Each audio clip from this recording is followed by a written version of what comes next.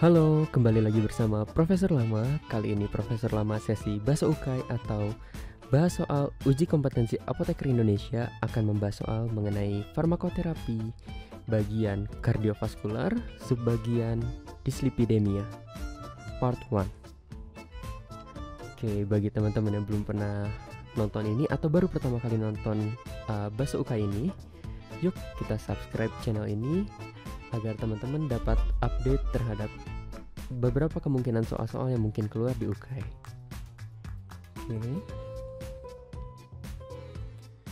Ada beberapa perhatian. Jadi soal ini dikerjakan dengan jujur ya. Kalau bisa tanpa lihat buku.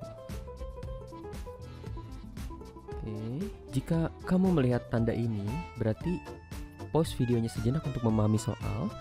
Baca lagi soalnya dengan baik. Bukan berarti untuk melihat jawaban di tempat lain ya. Oke, yang terakhir adalah jangan lupa catat jawabanmu di selembar kertas atau di notes.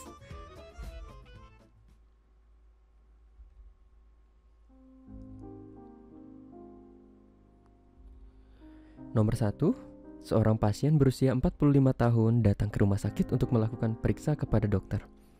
Hasil pemeriksaan lab menunjukkan kadar LDL pasien 180 mg per desiliter, HDL-nya 35 mg per desiliter, dan trigliserid 142 mg per desiliter. Sebagai apoteker, obat apa yang tepat untuk pasien tersebut? A. Simvastatin, B. Orlistat, C. Fenovibrat, D. Kolestiramin, atau E. Ezetimibe. Hayo, pause videonya ya. Jangan lupa yang mana yang LDL-nya tinggi, atau HDL-nya tinggi kah, atau trigliseridnya yang tinggi. Oke, jadi jawabannya adalah simvastatin. Di mana penggunaan statin sangat baik untuk menurunkan kadar LDL dan juga meningkatkan kadar HDL pasien. Oke, kita bisa lihat di situ bahwa LDL pasien itu cukup tinggi, di mana HDL-nya itu kalau nggak salah itu di batas normal ya. Nah, simvastatin ini bisa ningkatin juga nilai HDL-nya selain menurunkan LDL-nya. Oke, nomor 2, dokter berdiskusi dengan apoteker. Statin intensitas tinggi apa yang tersedia di IFRS Anda? IFRS, instalasi farmasi rumah sakit. Di bawah ini, obat apa yang termasuk ke dalam kelompok obat tersebut? A. Simvastatin 20 mg, B. Simvastatin 40 mg, C. Atorvastatin 20 mg, D. Pravastatin 10 mg, atau E. Rosuvastatin 20 mg. Ayo, silakan pause videonya sejenak ya.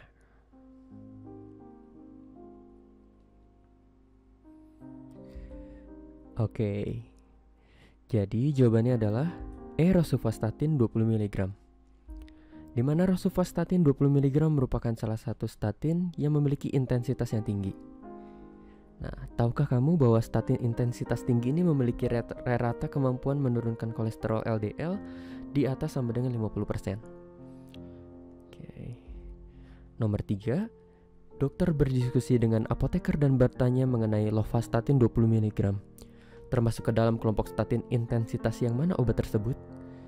A. Intensitas rendah, B. Intensitas sedang, C. Intensitas tinggi, D. Bukan merupakan golongan statin, E. Intensitas sangat tinggi, very high.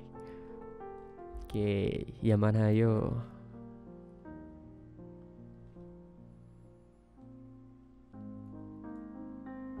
Udah ketemu ya? Jawabannya adalah A. Intensitas rendah. Oke. Pembahasannya, lovastatin 20 mg merupakan statin dengan kelompok intensitas rendah. Dan tahukah kamu pilihan terapi statin disesuaikan dengan kondisi pasien yang dikelompokkan dalam 4 kelompok utama yang perlu diberikan statin. Nah, ini referensinya dari Perkeni ya teman-teman. Jadi bisa di search aja di Google, nanti cari pengelolaan dislipidemia di Indonesia seperti yang ada di layar di bagian bawah itu. Nah, di mana 4 kelompok utama yang perlu diberikan statin adalah pertama, secara klinik sudah terbukti mengalami PJK, penyakit jantung koroner, kadar KLDL atau kolesterol LDL-nya di atas sama dengan 190 mg per desiliter, Terus ada diabetes, umurnya 40-75 tahun, dan juga prediksi PKV, penyakit kardiovaskular, dalam 10 tahun di atas 7,5%, umurnya 40-75 tahun. Nah, cara mengukur prediksi penyakit kardiovaskular dalam 10 tahunnya itu adalah menggunakan skor risiko Framingham. Teman-teman bisa cari sendiri ya, tapi yang pasti skor risiko ini untuk melihat apakah pasien tersebut memiliki risiko penyakit kardiovaskular dalam 10 tahun yang akan datang. Seperti itu. Nomor 4, di bawah ini yang merupakan obat dengan mekanisme menghambat enzim HMG-CoA reduktase adalah A. Simvastatin, B. Orlistat, C. Fenofibrat, D. Kolestiramin, atau E. Ezetimibe. Oke, pasti udah tahu kan jawabannya?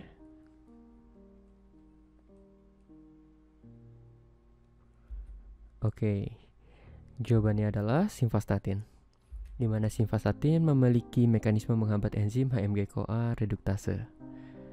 Nah, HMG-CoA reduktase merupakan enzim yang mengontrol kecepatan jalur mevalonat, yang merupakan jalur metabolik yang memproduksi kolesterol dan isoprenoid lainnya.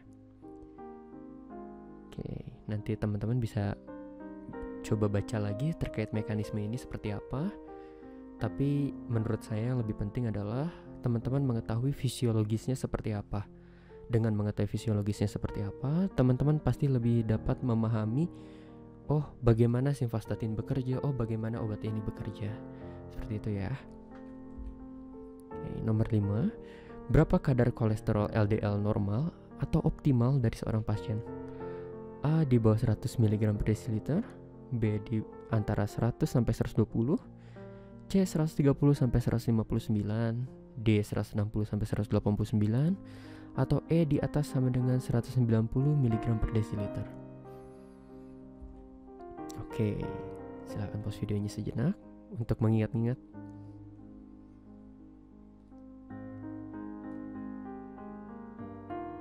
Oke, udah ketemu ya. Jawabannya adalah A. Di bawah 100 mg per desiliter, di mana kadar kolesterol LDL normal atau optimal pada pasien adalah di bawah 100 mg per desiliter. Nah, ini masih dari Perkeni juga, di mana kolesterol LDL dalam satuan miligram per desiliter bisa dilihat di tabel yang ada di layar teman-teman ya.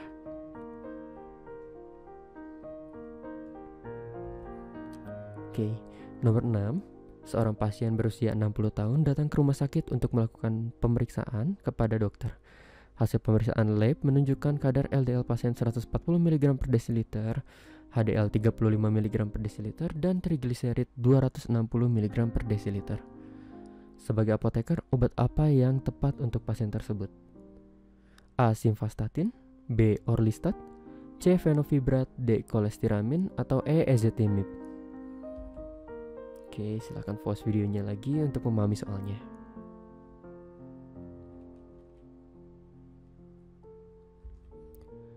Oke, jadi jawabannya adalah C. Fenofibrat, di mana pada pasien dengan trigliserid yang tinggi disarankan untuk menggunakan obat golongan fibrat. Di dalam soal ini, pilihan jawabannya adalah fenofibrat. Nah, jadi untuk mengetahui yang mana yang dipakai obatnya, teman-teman harus mengetahui dahulu berapa kadar normal dari kolesterol seseorang. Nah, teman-teman bisa lihat di guideline terbaru, salah satunya yang di Perkeni ini, pengelolaan dislipidemia di Indonesia. Nah, di situ ada kadar LDL, kadar HDL ataupun trigliserid atau kolesterol total yang normal pada seorang pasien. Nah, di mana fenofibrat ini dikontraindikasikan pada pasien penyakit ginjal dan hati yang berat loh.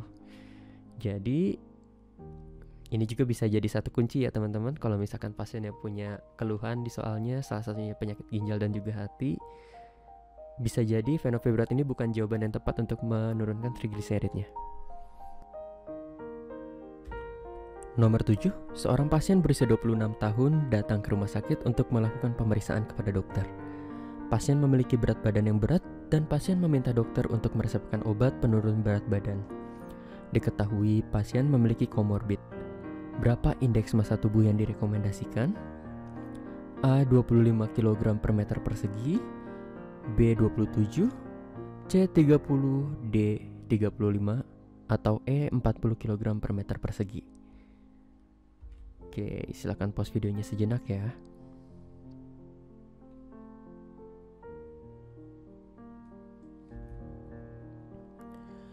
Oke, jawabannya adalah B 27 kg per meter persegi.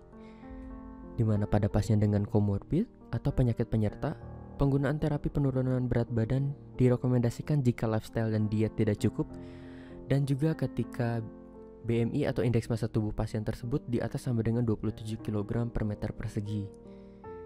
Nah, jadi kalau misalkan pasiennya itu tidak ada komorbid, direkomendasikan penggunaan obat penurun berat badannya adalah di atas sama dengan 30 kg per meter persegi. Tetapi apabila dengan komorbid atau penyakit penyerta, yang direkomendasikan adalah di atas sama dengan 27 kg per meter persegi. Oke, jadi IMT dan BMI itu sama ya teman-teman. Nomor 8, apa efek samping yang dapat terjadi pada penggunaan statin dengan dosis tinggi?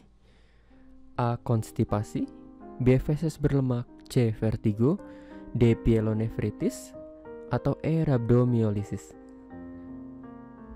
Oke, ini cukup familiar banget dan kemungkinan besar di setiap soal UK itu pasti keluar.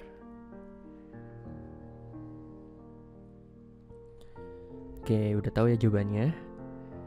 Jawabannya adalah E. Rhabdomyolysis, dimana penggunaan statin dosis tinggi dapat mengakibatkan rhabdomyolysis.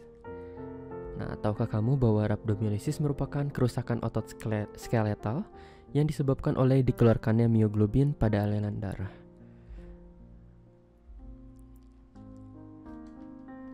Tadi ada yang kelewat.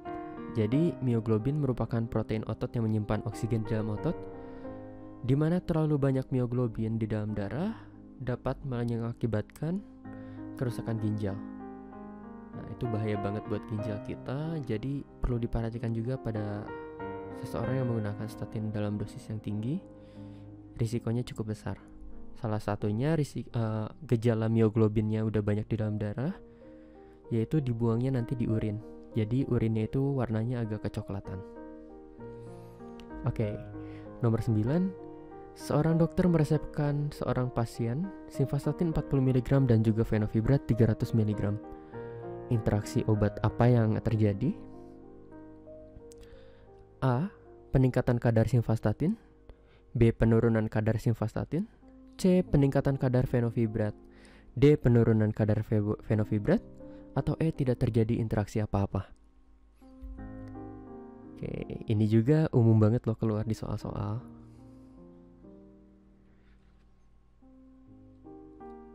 Oke, jadi jawabannya adalah A. Peningkatan kadar simvastatin.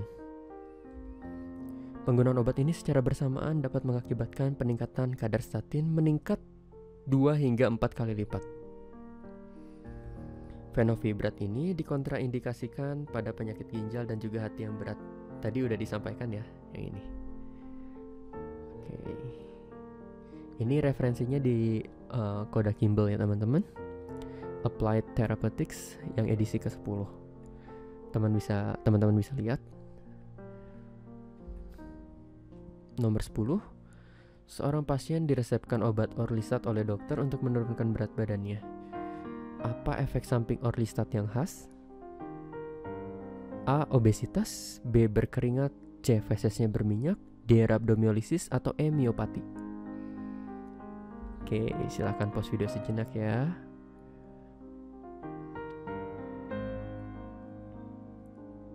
Oke, jawabannya adalah C. Feses berminyak, dimana efek samping yang khas dari penggunaan Orlistat adalah fesesnya berminyak. Nah, jadi teman-teman harus tahu dulu Orlistat ini obat apaan. Dan setelah obat itu tahu, teman-teman biasanya cari juga apa sih efek samping yang khas dari suatu obat tersebut.